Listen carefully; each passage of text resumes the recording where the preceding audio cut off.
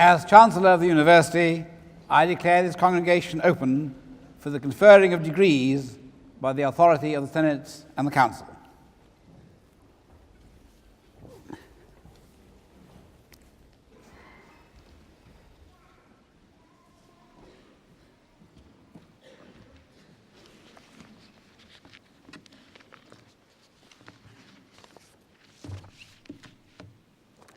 As Vice-Chancellor, I'm delighted to welcome you all to this degree congregation. It is an occasion of celebration for all those who graduate today. We celebrate your many achievements that culminate in the award of a degree from a major international research-led university. Now, I'm pretty sure that for many of you who graduate today, it's several years since you studied our prospectus. And one of the things that I would claim is that we have changed quite considerably since you first looked at the possibility of coming to Leicester. The university has increased in size, and we now number some 17,000 students, which includes a component of students studying by distance learning who join us in the degree congregation today. But most importantly, the university has grown in intellectual stature. First, in research. We are among the top 20 universities in the UK in terms of the award of research grant and contract income, which allows leading scientific investigators and individuals who work in the humanities and the social sciences to engage in leading research, not only nationally, but internationally. We were also delighted during the course of this year that we were named by the Financial Times as the leading provider of postgraduate master's courses within the UK. This forms a very important component of our work. It builds on our research activities and it trains people for the professions after they have qualified with an initial degree. But research also informs teaching, and in teaching, we are regularly reviewed by external groups for the Quality Assurance Agency.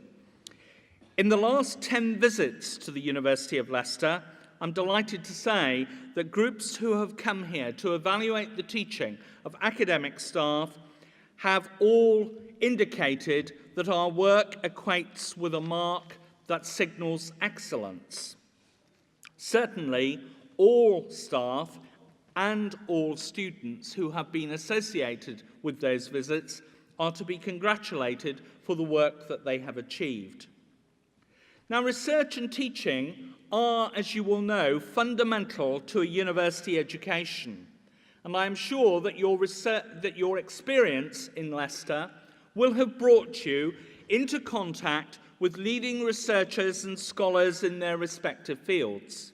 For some of you, I hope it will have persuaded you that the intellectual life is one that you will want to follow by taking research degrees and joining the academic community, whether in a research capacity or as a researcher who also engages in teaching. For research and critical analysis are important skills that any university can provide for you. They are skills that are universal and will in fact extend the boundary of the world in which you operate. These skills will assist you to solve problems in many walks of life. And also, I would argue that these skills allow you to take your place in a knowledge-based economy. So how have the faculties that graduate this morning contributed to research and teaching activity in the University of Leicester? If I were to stand here and to signal the many activities involved, the degree ceremony would not have finished when we should be starting again this afternoon. Instead, I choose particular examples. In the physical sciences, our Department of Physics and Astronomy has been at the heart of the development of the National Space Centre in Leicester. It is a £52 million Millennium project that opened 10 days ago. It is a visitor attraction at one level. It is also a major area of scientific activity in the other, whereby the university is a major partner and the work of the university is demonstrated to all visitors. It is, in my view, an important arm of the public understanding of science that is so crucial to the dissemination of scientific activity in this country and worldwide. Certainly, I would recommend all of you who are visiting Leicester at this time, if you do not have the opportunity while you are with us this week to visit the NSC, I would certainly recommend a visit in the future. It demonstrates the way in which research activity can be made public, can be and can have a variety of applications. But in the physical sciences, there is more. Our mathematical modelling group has engaged in a range of new projects that bring together scientists working in engineering, in mathematics, in physics, in chemistry, in order to engage in interdisciplinary and multidisciplinary work. And as those of you who graduate today will quickly find out, real-world problems do not come with disciplinary labels neatly attached to them. It requires a range of intellectual skills with teams of people working together, and this is a very good example in this university. In the social sciences, Martin Gill has been awarded a grant of over £1 million to engage in policy-focused research with the Home Office, and again indicating the applicability of social science to a wide range of public policy.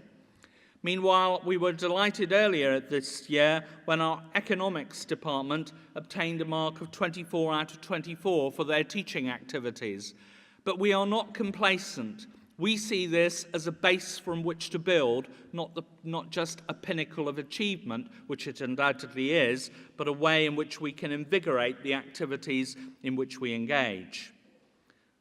And in the Faculty of Education, Professor Audrey Ostler has led the Citizenship Centre in many different fields to engage in policy-focused studies that shape our understanding of a variety of aspects of the world of schools and classrooms and the world of school inspection. And in turn, those members of the Faculty of Education and Continuing Studies who have been engaged in in-service work have their activities scrutinised by Ofsted, and we are delighted that they obtained the highest scores possible in those particular visits. Certainly, those examples are just indications of ways in which all faculties of the university and all departments engage in a range of research and teaching activities. But we need to develop this in a variety of different ways. First, through new initiatives in the region. And I was very pleased that this university won the opportunity to begin new foundation degrees. These are the new two-year programs that the government decided to sponsor during this academic year. Secondly, we are developing links with major companies, and in particular, we are very proud of our link that we have established with Rolls-Royce, and we see this as an opportunity for us to build relationships between social science on the one hand and engineering and physical sciences on the other. I should also say one would hope that there were educational activity within that. In turn, research and teaching allows the two activities to come together through short courses and advanced training. And one of the things that the University of Leicester needs to develop is the way in which it engages with a variety of occupational groups in order to build on its already established short course and training programs. And finally, we have our distance learning provision. Distance learning students now constitute some 5,000 students in this university.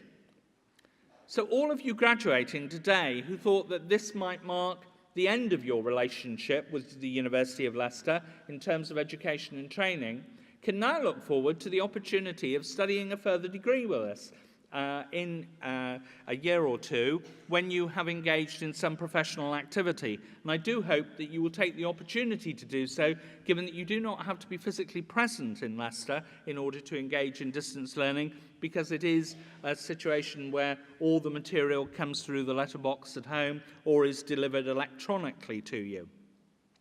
And just in case parents and friends are thinking this excludes them, can I say that any parents or friends who wish to study by distance learning, we could sign you up by the end of the week if you wanted to do so.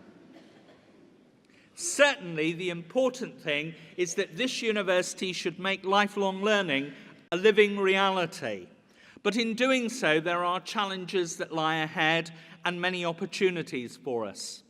First, we need to achieve student recruitment targets in order to play our part in the ambitious figures set by government, whereby 50% of the population aged 18 to 30 should experience higher education by 2010.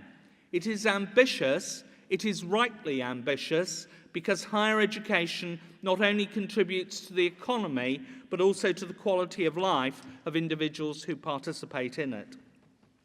Secondly, we need to meet the challenges of reduced budgets by generating our own income. Comprehensive spending reviews have started to put right the lack of infrastructure within higher education in order that people can be educated to the very highest quality worldwide. But to do so, we still have a long way to go. That cannot just be achieved by government grants. It also has to be achieved by self-help and by generating our own income through innovative and ambitious schemes that we can develop within this university, drawing on the academic skills that we have available to us. Thirdly, we need to develop new forms of learning through multimedia delivery. And from that perspective, the University of Leicester is already engaged in a group that is discussing ways in which we can contribute to e-university developments. And finally, to continue what we already successfully do in engaging in new networks nationally, internationally, but most importantly, building on what we do in the region. Good international universities are also good local universities. And it is the locality in which the University of Leicester first created higher education in the city. It is at this point that we are about to move into the 80th year of our operation since higher education was first provided on our campus in University Road. But finally, I would like to congratulate you all on the degrees you have obtained and the quality of those degrees.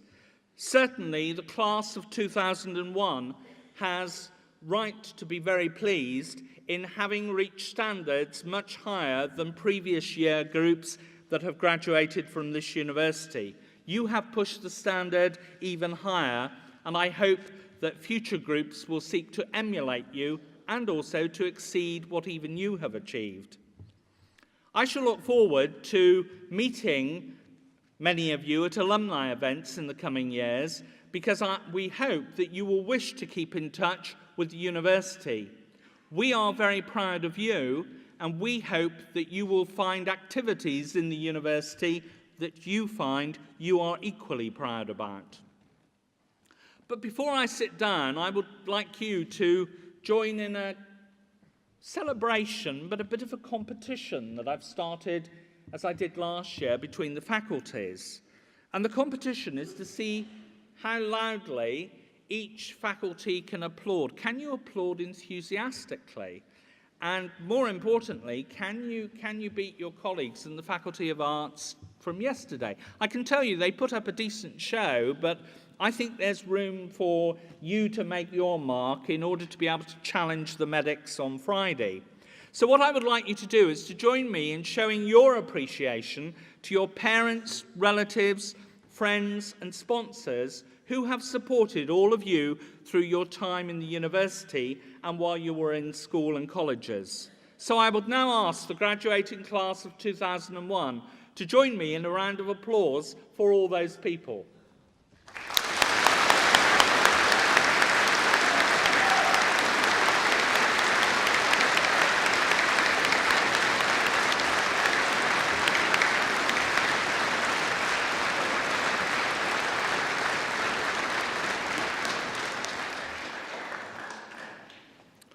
Well, that's very good. If you continue like that all the way through the ceremony, you could just be in with a chance against the medics on Friday. So we should be listening very carefully. The main thing is to have a very enjoyable day with us, to applaud your fellow students, and I give you all my good wishes in your future careers.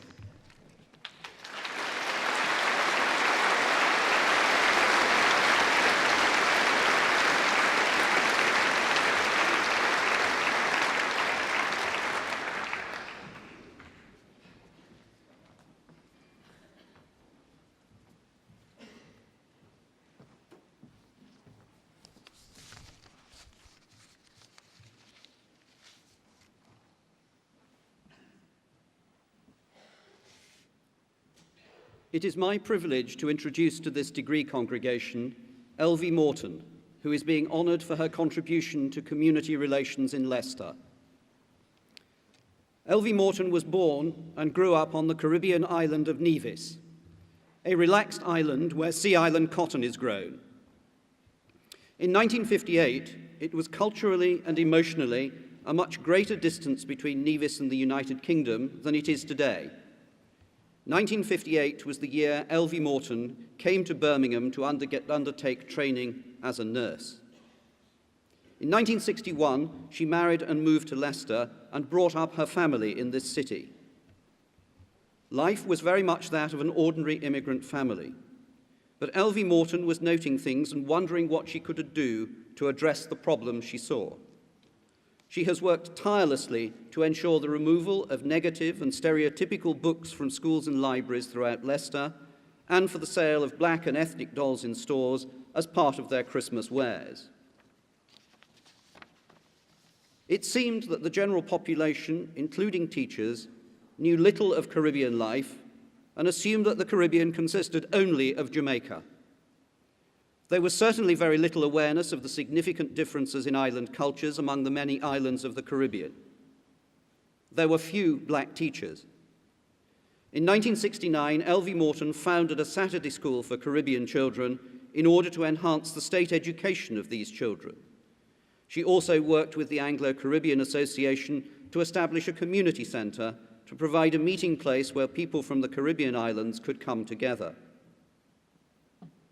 Elvy's mother and grandmother had run small-scale catering businesses in the Caribbean, and Elvy had an interest in catering. She did some cooking at the Highfields workshop.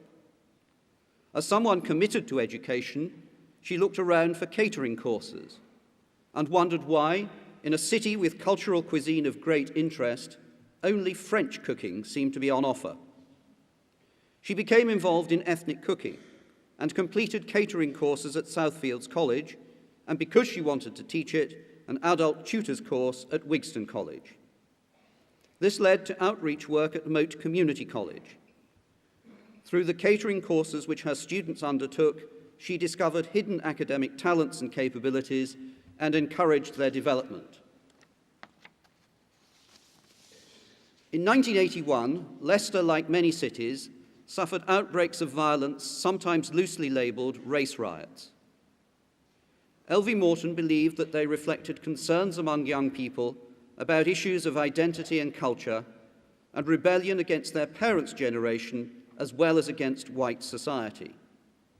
The seeds of an idea for a Leicester Caribbean festival were germinating.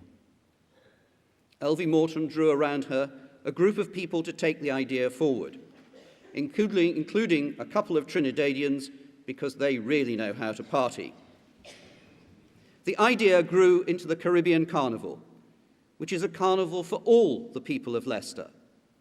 It takes place on the first Saturday in August to commemorate the 1st of August 1834, the date of the emancipation of slaves in the British West Indies. The carnival first took place in 1985 and has been held annually ever since.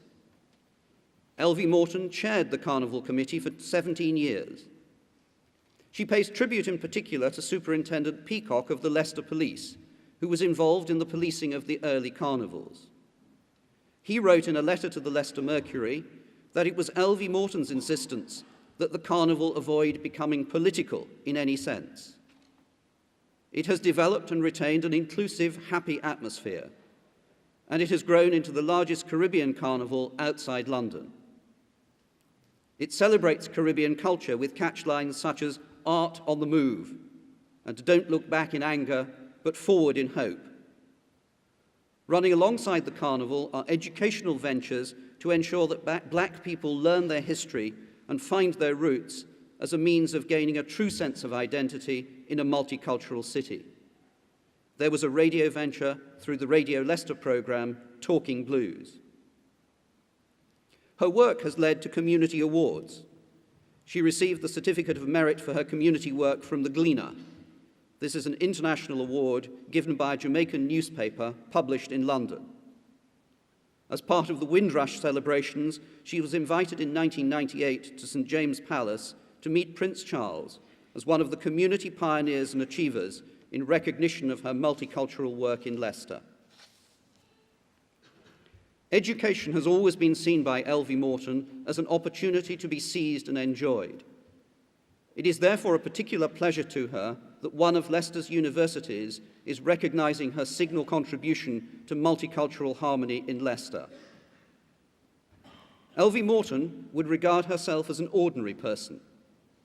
I would simply say that her achievements within the community of this city since 1961 show that ordinary people can make extraordinary contributions. Today's honour for Elvy Morton is in recognition and admiration of her many qualities, but recognises in particular her vision and dedication in founding and developing Leicester's Caribbean Carnival, which is one of the happiest events in the city's calendar. Mr. Chancellor, on the recommendation of the Senate and the Council, I present to you Elvy Morton that you may confer upon her the honorary degree of Master of Laws. Madam, I admit you the degree Master of Laws, and we welcome you among us. Congratulations.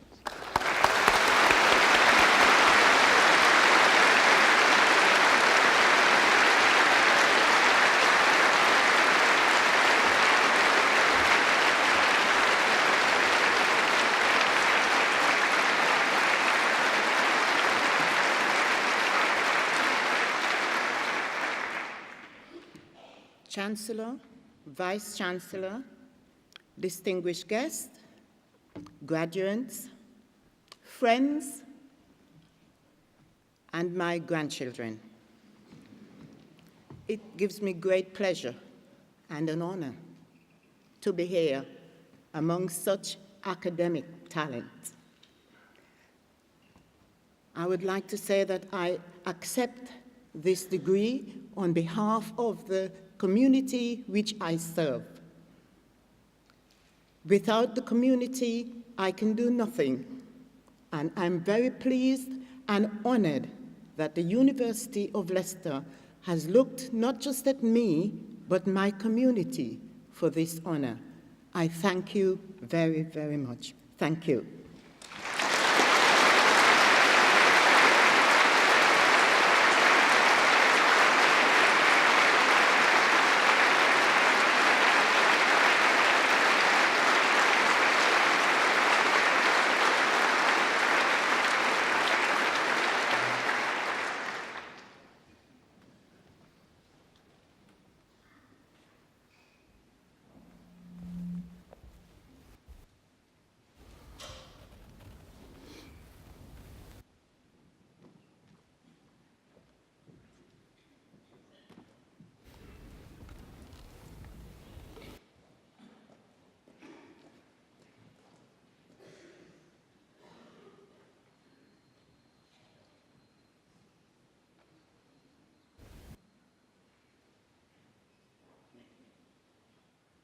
Graduates in the Faculty of Science will be presented by the Dean, Professor White. All graduates in the Faculty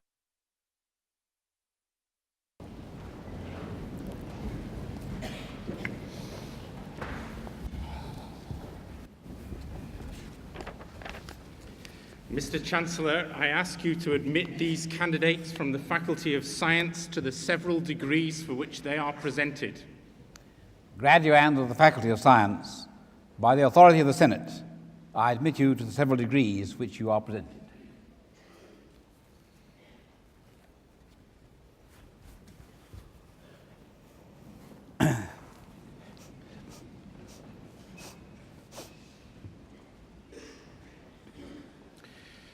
For the degree of Doctor of Philosophy, Peter Bleakley.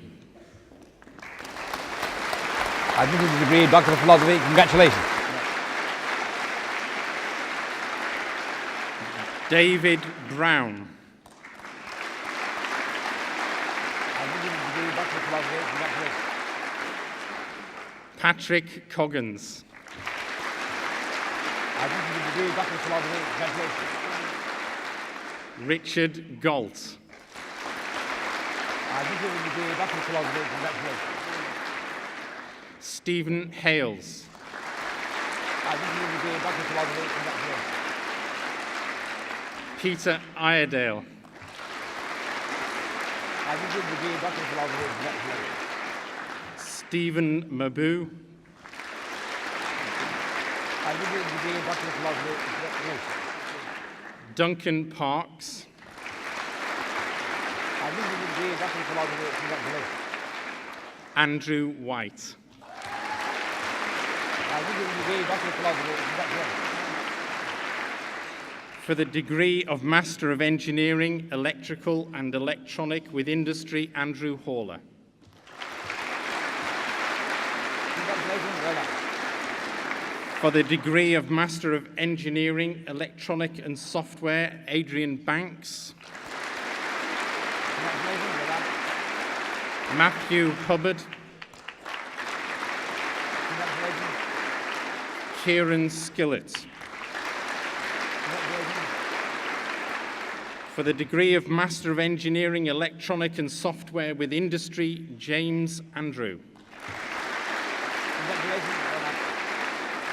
Mark Banner. Congratulations. For the degree of Master of Engineering, Mechanical, Daniel Marson.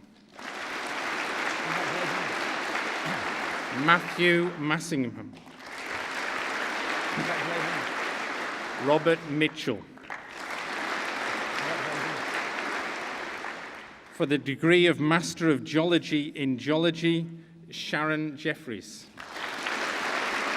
Congratulations. Ian Ormrod. Congratulations. For the degree of Master of Geology in Applied Geology, Helen Crowther. Congratulations. Well done. Susan Freestone. Congratulations. For the degree of Master of Geology in Geophysics, Geological, Alistair Lewis. Congratulations. James Lowry. Congratulations. For the degree of Master of Mathematics in Mathematics, Pooja Bagga. Congratulations. Well done. Nicholas Boys. Congratulations. Sally Dancy. Congratulations. Gabriel Davis. Congratulations. Richard Giddings. Congratulations. Ewan Hillier. Congratulations. Nikesh Katari. Congratulations. Shalinda Marwaha. Congratulations. Katie McLean. Congratulations. Ketan Shah. Congratulations. Peter Sharman. Congratulations. Harinder Tour. Congratulations. For the degree of Bachelor of Science in Combined Studies, Rahila Ahmed. Congratulations. Ruxana Ali. Congratulations. Edward Ashworth.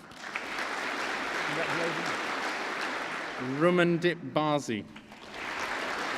Congratulations. Kevin Birtwistle. Congratulations. Sarah Brown. Congratulations. Maria Burl. Congratulations. Andrew Clark. Congratulations. Elizabeth Corbin. Congratulations. Lucy Davis. Congratulations. Sophie Denman, Congratulations. Jagjeevan Dosanjh, Congratulations. Mina Douglas, Congratulations.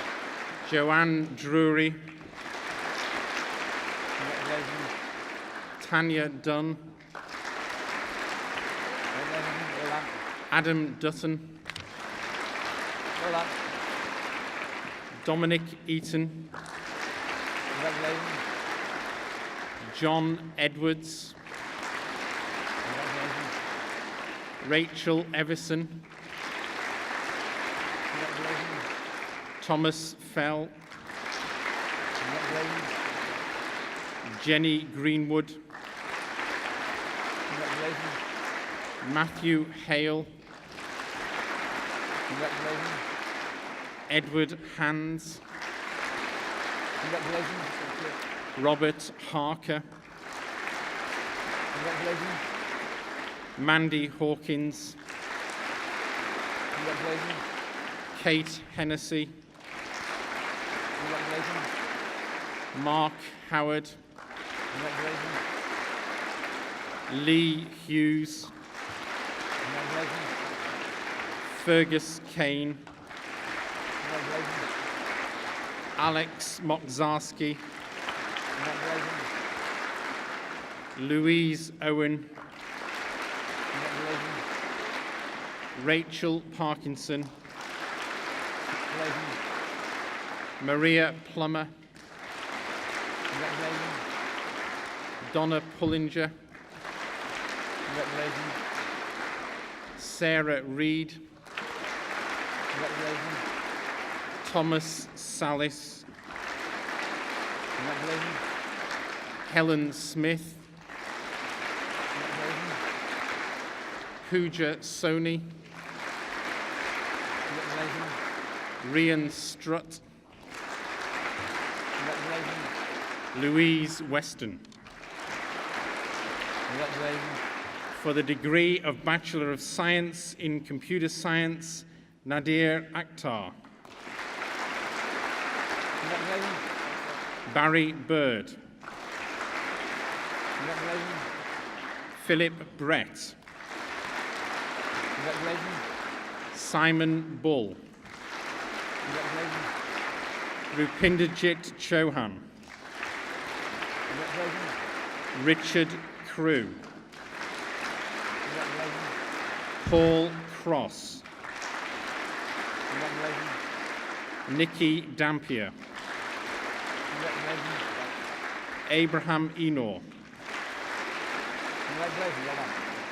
Manjinder Gill, Congratulations. Well done. John Paul Holt, Congratulations. Okay. Adam Howell, Congratulations. Peter Lewis, Congratulations.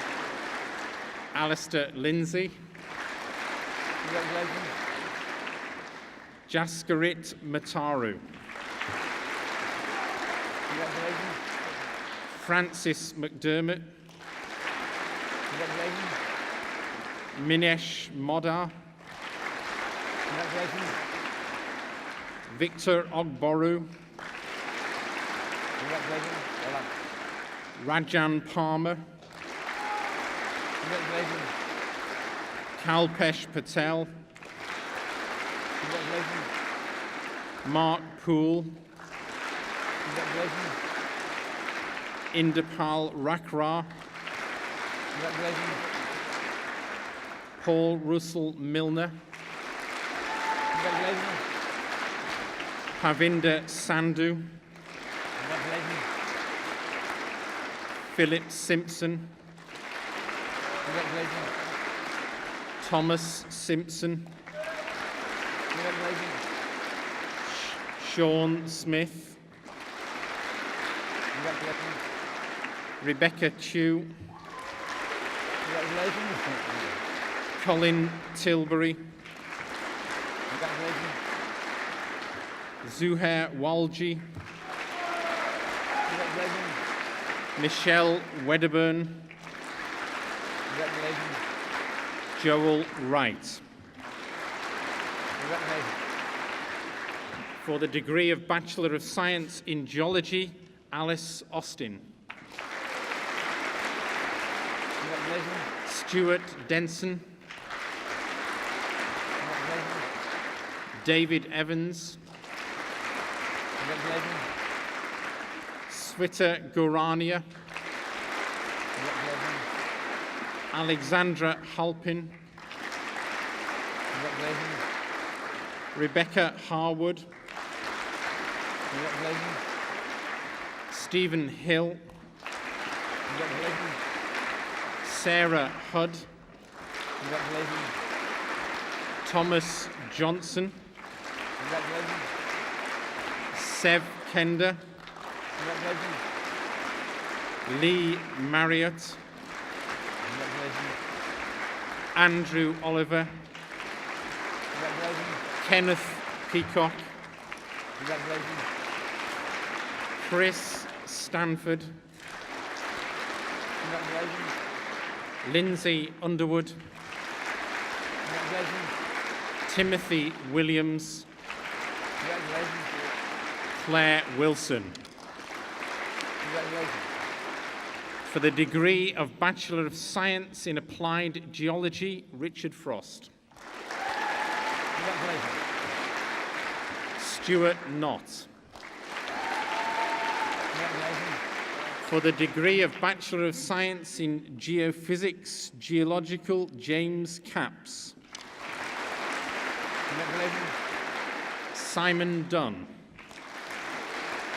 Congratulations. Carolyn Gofton. Congratulations. David Kilcoyne. Congratulations. Robert Ludman. Congratulations. John Meredith.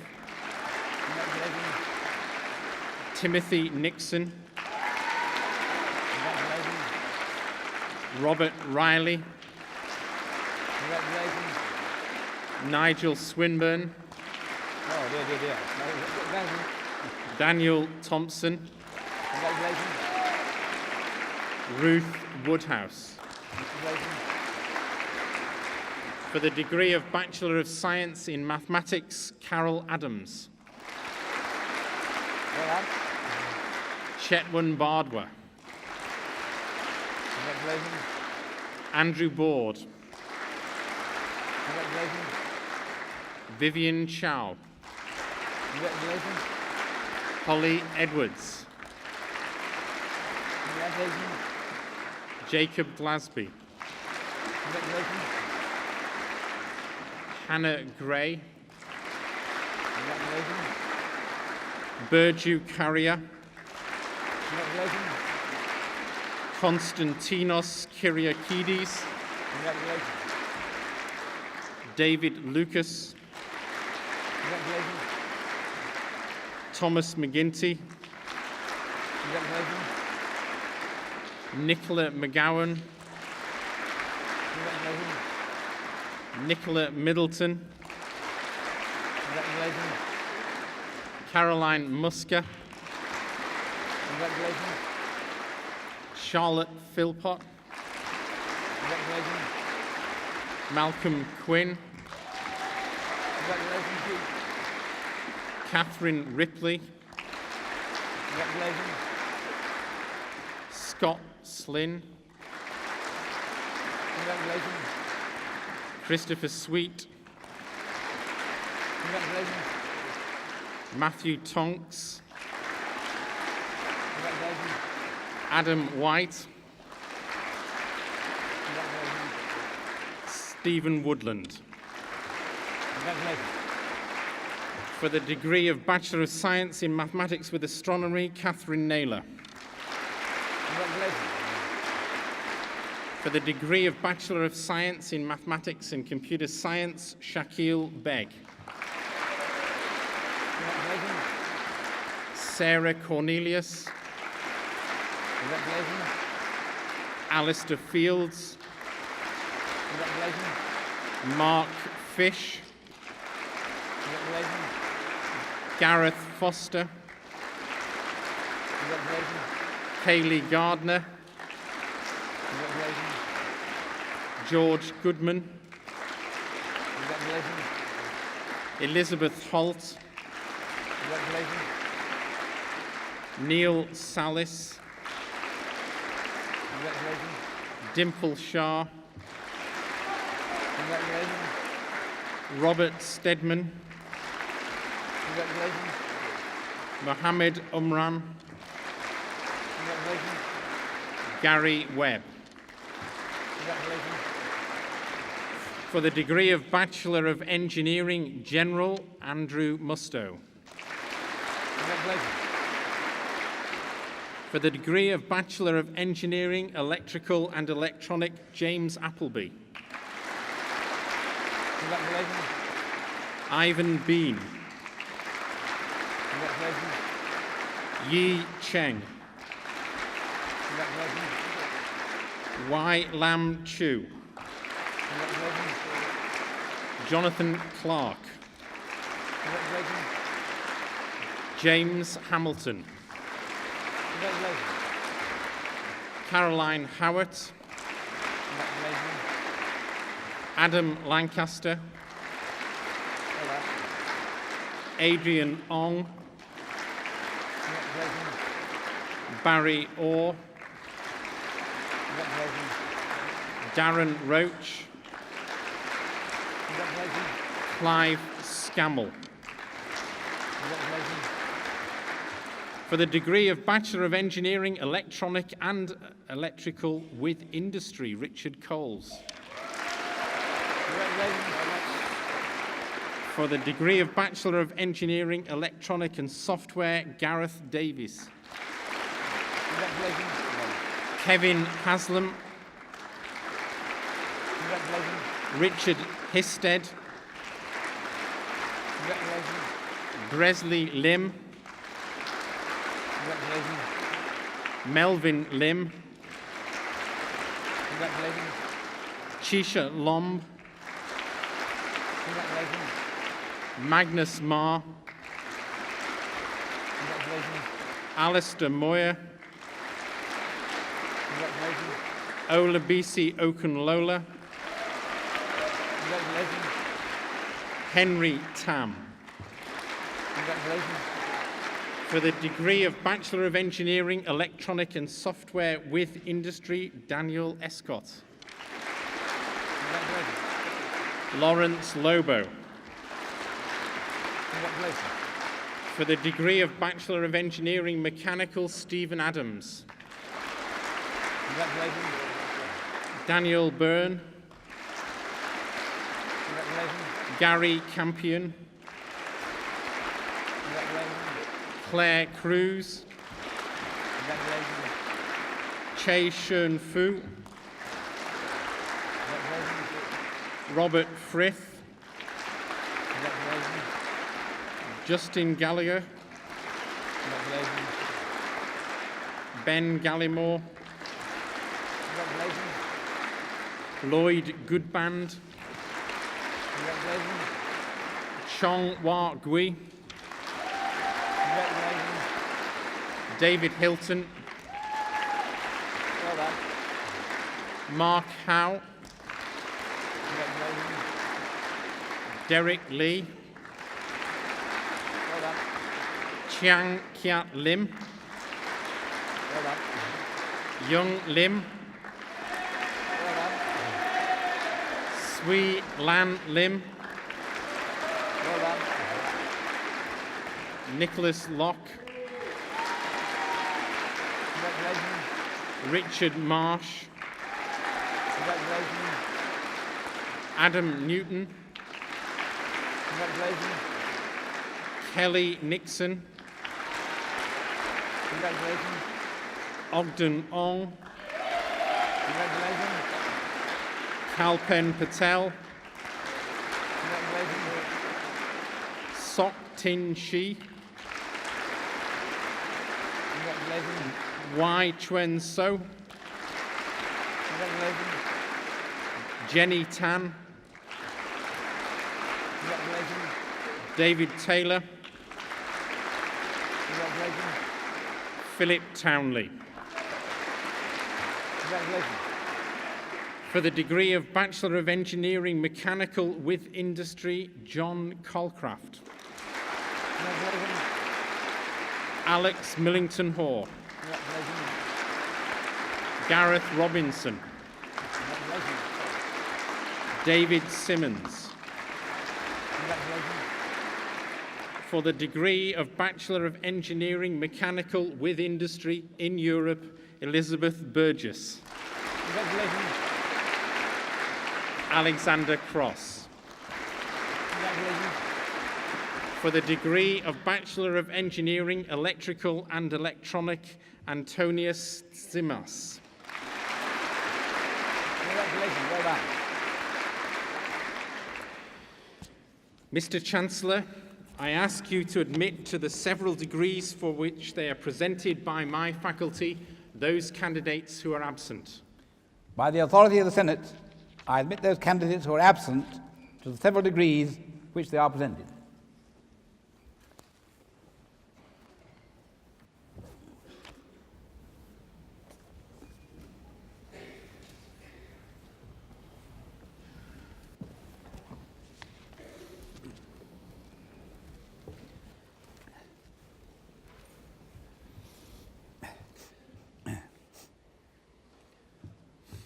Our honorand, John Taylor, began his education at King Edward's School in Birmingham in 1961, where he was a foundation and state scholar. From there, he went to Emmanuel College, Cambridge, to study mechanical and electrical sciences. He stayed on at Emmanuel College until 1969 to complete his PhD in adaptive scheduling in queuing networks. After leaving Cambridge, our honorand joined the Ministry of Technology Signals Research and Development Establishment at Christchurch, where he rose to Superintendent of the Fixed Networks Division. In 1978, he moved to the Royal Signals and Radar Establishment in Malvern as head of the Computer Applications Division. 2 years later, he transferred to the Admiralty Surface Weapons Establishment, becoming head of the Command Control and Communications Department in 1981. His research interests at this time related to areas which were then in their infancy, but are essential parts of everyday life today. These include artificial intelligence, network security and data encryption, software engineering, and computer-based support for defense command and control teams. In the early 80s, he chaired the Science and Engineering Research Council's Computing and Communications Subcommittee. He also led the Department of Industry's Intelligent Knowledge-Based Systems Architecture study, which effectively defined the program implemented by the Elvy Directorate. In 1984, John Taylor left the Ministry of Defence to join Hewlett-Packard Laboratories as the first lab director of the newly established Bristol Research Centre, itself the first part of Hewlett-Packard's research activities to be located outside of California. The centre grew to comprise 170 scientists, representing some 30% of the Hewlett-Packard researchers worldwide.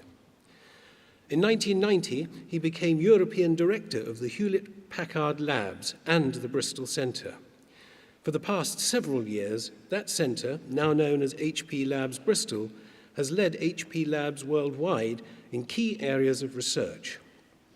These relate to the domains of information appliances, for example, consumer electronics and interactive media, and extended enterprise, for example, internet and telecoms technologies. In January of 1998, HP Labs Bristol moved to new purpose-designed research buildings on the Bristol site. John Taylor played a key role in the sponsorship and specification of this facility, which now accommodates 350 research staff in 150,000 square feet of space, over 3 floors orientated around a street and atrium. This groundbreaking hive of scientific activity boasts a 300-seat auditorium, full conference facilities, and state-of-the-art audiovisual and internet technology, representing an investment of more than $32 million. With this prodigious experience and proven track history of success in the application of scientific research, it is not surprising that he was soon to be headhunted by the Department of Trade and Industry. And so it was that in January 1999, he took up his position of Director General of the Research Councils in the Office of Science and Technology. In this role, his remit to the Secretary of State for Trade and Industry encompasses four main areas. First, he is responsible for fostering the health, vitality, and international standing of the United Kingdom science and industry base. He manages an annual budget of some $2 billion for basic and strategic research, together with the related postgraduate training. He also oversees the government's relationship with the 7 research councils, ensuring that they operate effectively and efficiently in the dissemination of the science budget. His third responsibility as Director General is to maximize the impact of knowledge generated by this research so as to ensure it is used for the benefit of society and the economy. Finally, as though that were not enough, the Director General's post calls upon him to promote public understanding and widening participation at all levels in science. By any standards, that constitutes quite a job description. Equally, by any standards, our honorand is a person with the qualities to meet that task.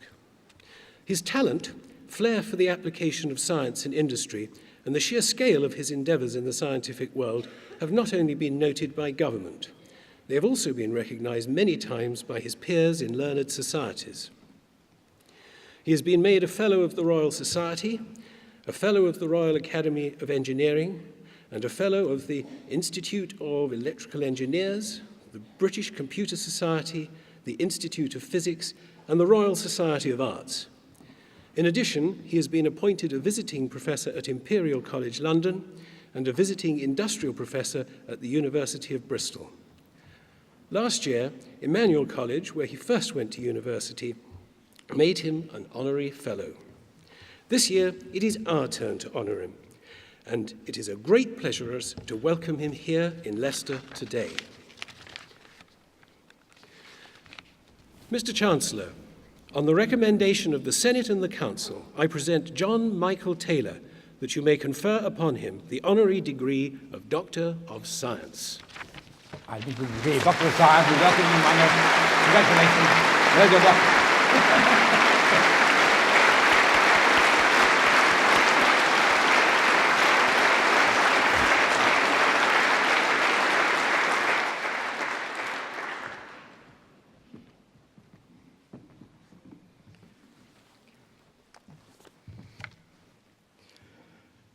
Chancellor, Vice-Chancellor, ladies and gentlemen, thank you for your most generous words. I'm indeed honoured to receive this degree, and from a university with such an excellent reputation for research in areas like medicine and bioscience, topics like genetic fingerprinting and so on, and in physics and astronomy. Leicester's Space Research Centre is one of the top space research groups in the UK. In fact, I'm told that something built in Leicester has gone into space every year since 1967. I was very pleased to be involved in opening the UCAF supercomputing facility here last October, and I'm following the progress of the Beagle 2 Mars lander project with great interest, particularly since it's got quite a bit of my budget riding in it. So I encourage you all to keep an eye out in May 2003, the next Mars opposition, when this truly remarkable piece of science and technology should make it onto the surface of the planet and bring back some absolutely revolutionary new data.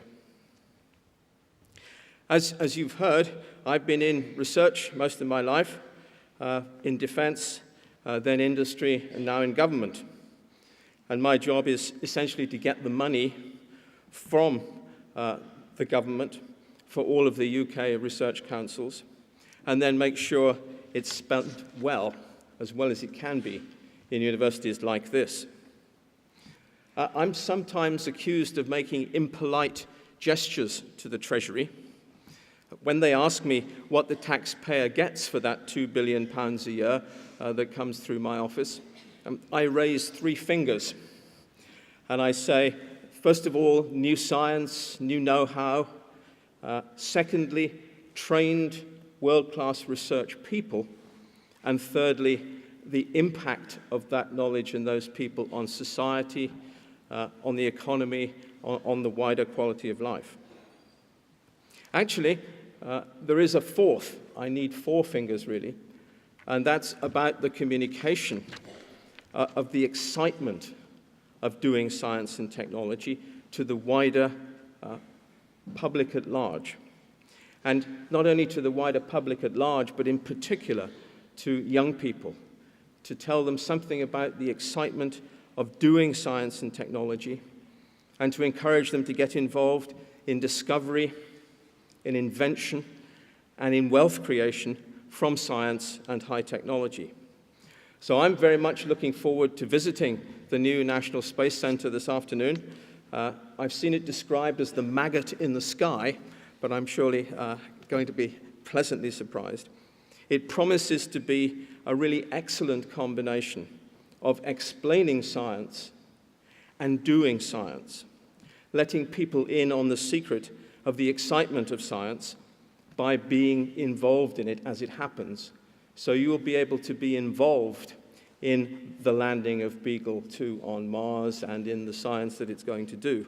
You'll be able to control and use the telescopes that Dill Fawkes is building in Hawaii and Australia from that science center. And I hope very much it's going to make a really important contribution to the business of telling people why we find science so exciting and so rewarding. So I congratulate this university on its fine achievements and its exciting plans. I congratulate you all on graduating from such a fine university and wish you well for the next stages of your careers. And I thank you all again for giving me this honor today. Thank you very much.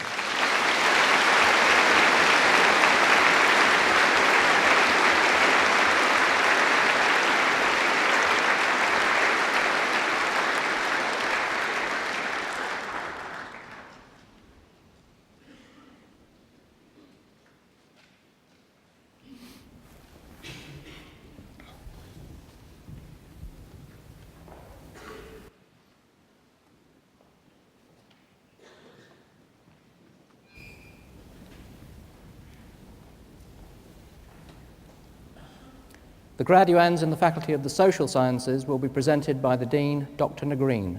Will all graduands in the faculty please stand?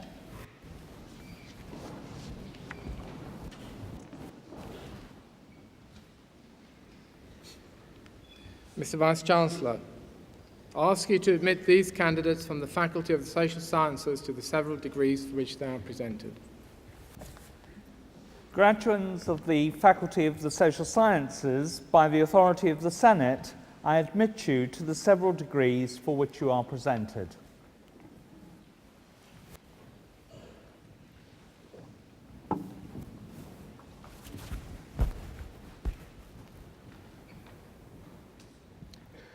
For the degree of Master of Arts in Mass Communications, Ina Oknen.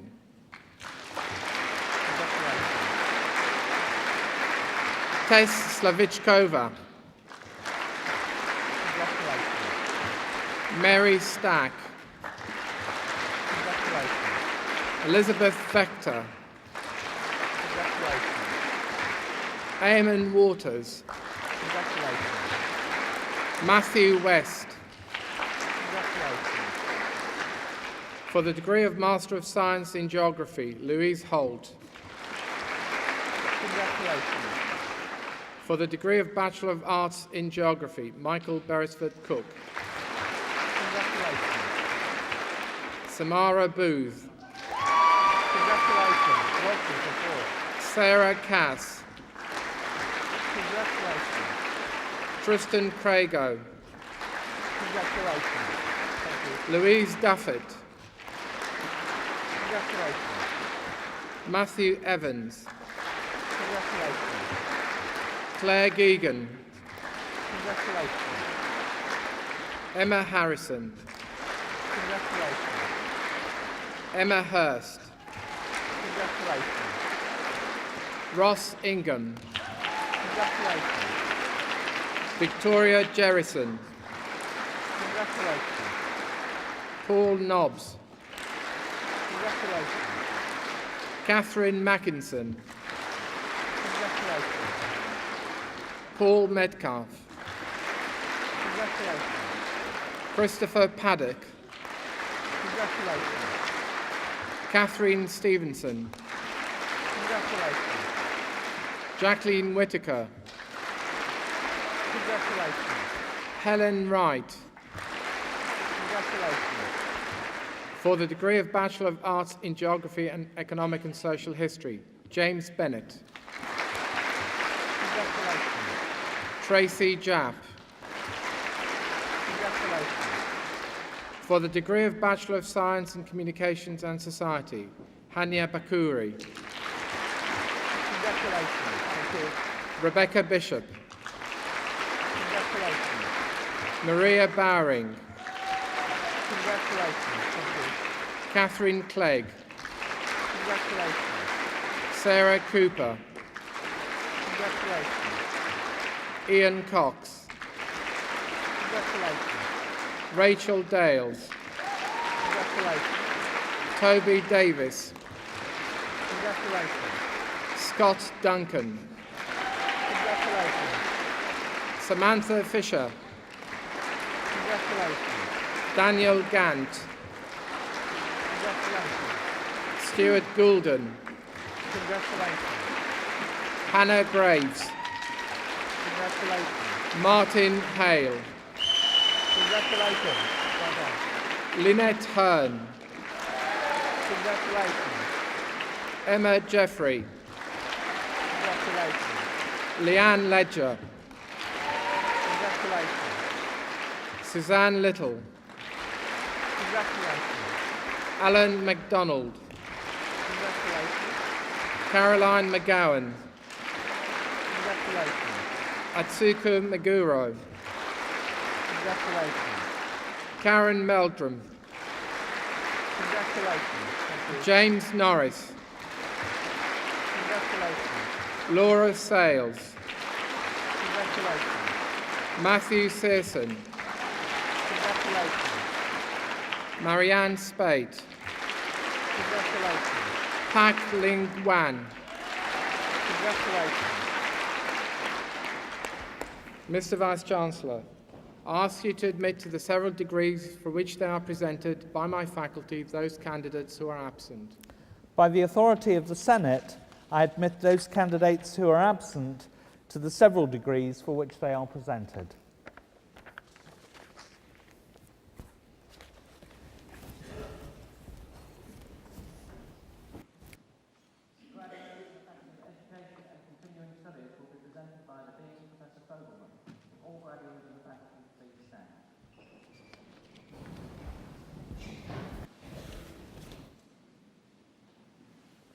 Mr. Vice-Chancellor, I ask you to admit these candidates from the Faculty of Education and Continuing Studies to the several degrees for which they are presented.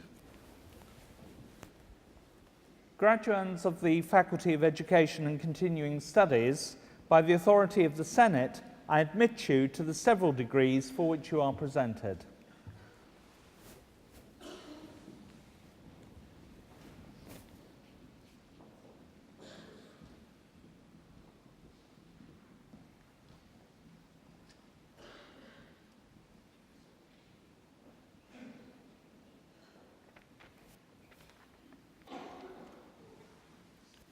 For the degree of Doctor of Philosophy, Sian Adams. Congratulations. You're admitted to the degree. Very good. Very good. Congratulations. Tracy Allen. Congratulations. You're admitted to the degree of Doctor of Philosophy. Joseph Fearn. Congratulations. You're admitted to the degree of Doctor of Philosophy. Tony Lawson. Congratulations, Tony. You're admitted to the degree of Doctor of Philosophy. Leonard Newton. Congratulations. You're admitted to the degree of Doctor of Philosophy. For the degree of Doctor of Education, Min Chirk Lee. Congratulations. You're admitted to the degree of Doctor of Education.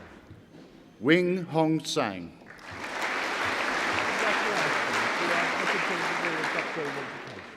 For the degree of Master of Arts in Applied Linguistics and the Teaching of English to Speakers of Other Languages, Francesca Gardiner. Malai Sheikh Abdul Hamid. John Straker. Karen Yasuda. For the degree of Master of Arts in Professional Studies in Education, Angela Hardy. Neelam Khanna. For the degree of Master of Business Administration in Educational Management, Christine Bartlett. Julie Bruff. Simon Cutting. Fiona Douglas. Shirley Emmons. Michelle Exley Chapman. Claire Fleming. Kenneth Franklin. Evelyn Gallia. Peter Giorgio. Robert Gretsch. John Herbert. Christine Ireland. Margie Jarvis. Rajinder Kaur. Fiona Keeping. Joan Levy. Joy Mason. Kay McMichael. Laura McQuinney. Robin Needham. Janet Nevin. Andrew Parsons. Paul Riley. Jennifer Richardson. Susan Roberts. John Seeley. Paul Sims. Kathleen Smith. Diane Tebbett. Lowell Williams. Philip Winfield.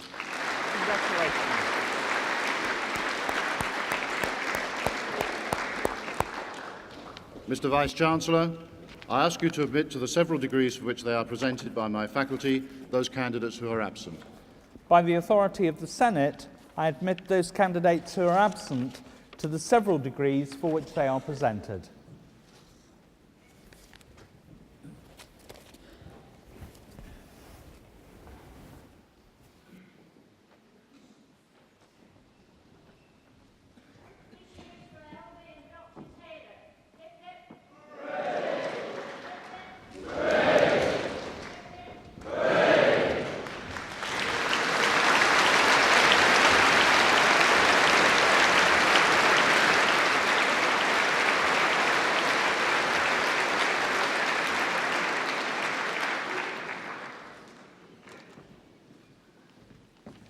Well, that was a bonus. Let me now add my own congratulations to our honorary graduates and say how pleased we are to add them to the list of Leicester alumni. It may seem that, unlike the rest of you, who've had to work hard and pass examinations, they have had an easy time of it. But I should warn them that an honorary degree is a step on the way to becoming a chancellor, and in return for the one handshake I have given them today, they will have to repay it with several thousand handshakes in the future.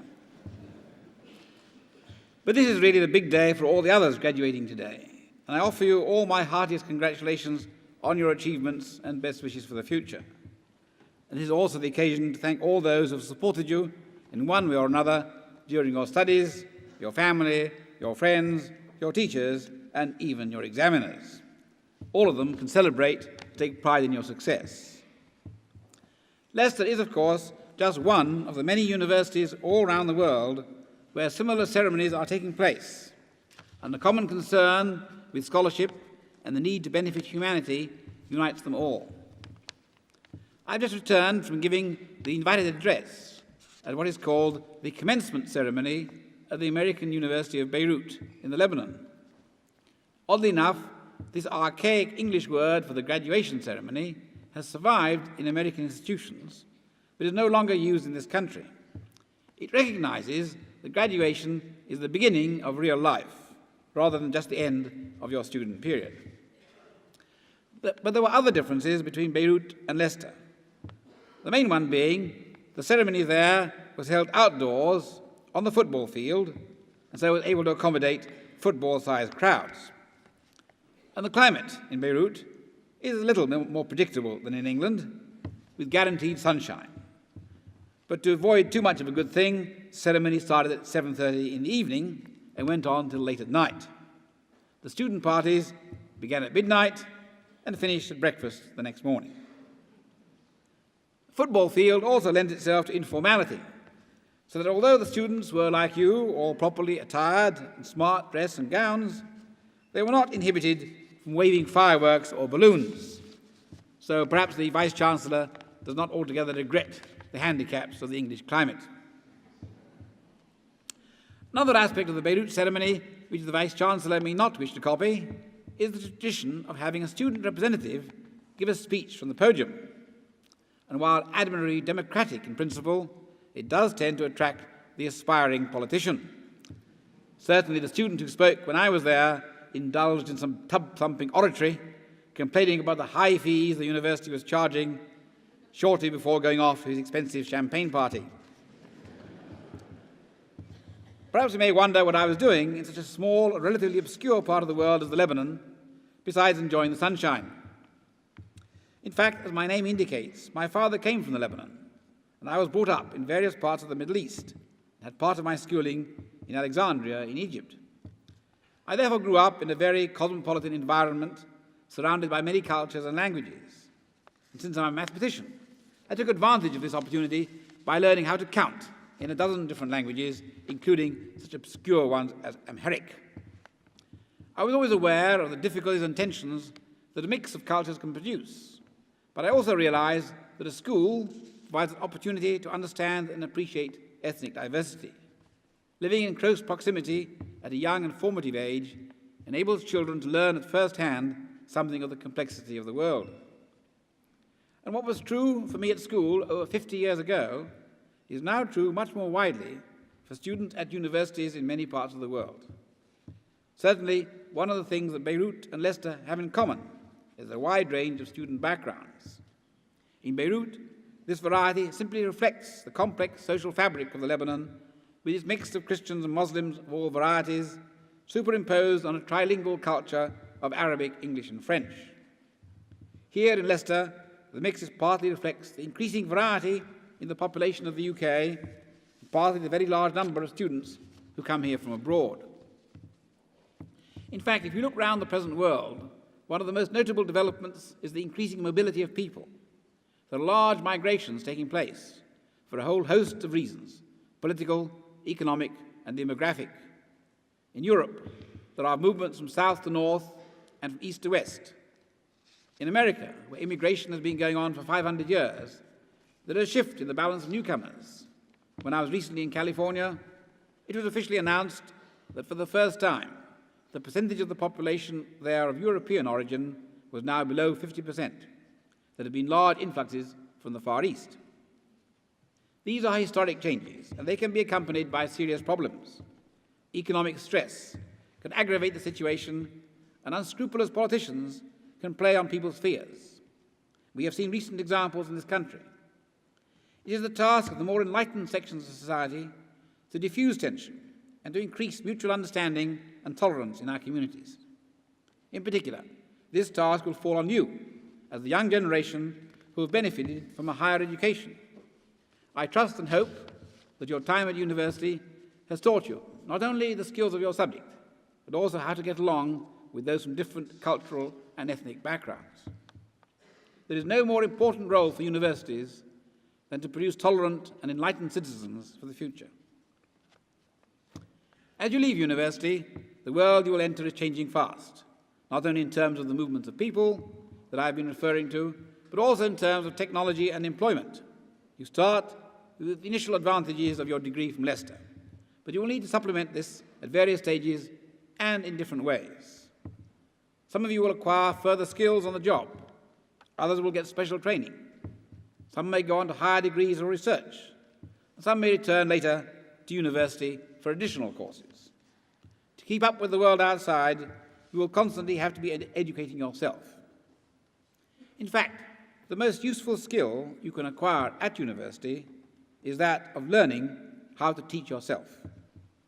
With libraries and the internet, with universities offering retraining programs, there are plenty of opportunities for you to keep abreast of changes, and I hope you will do so. As I said at the beginning, graduation is really your commencement. So I wish you all well. May you have fulfilling lives, both personal and professional. And may you serve not only your own advancement, but also that of your community. And whatever happens, do not lose the idealism of youth, but temper it with experience and realism.